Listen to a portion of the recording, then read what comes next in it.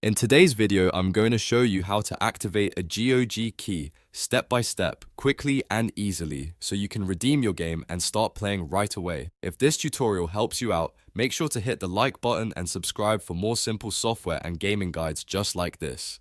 Alright, let's jump right in. First, open your browser and go to GOG.com. Once the website loads, sign in to your GOG account using your email and password. If you're not signed in yet, this is the first thing you need to do before you can redeem anything. After you're logged in, look to the top right corner of the page and click on your profile icon. This opens your account options and gives you access to your redeem tools.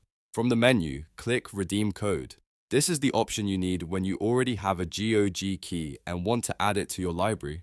Now carefully enter your GOG key into the code field. Make sure there are no extra spaces, missing characters, or typing mistakes, because even one incorrect letter can stop the code from working. Once the key is entered correctly, click Continue or Redeem, depending on what appears on your screen.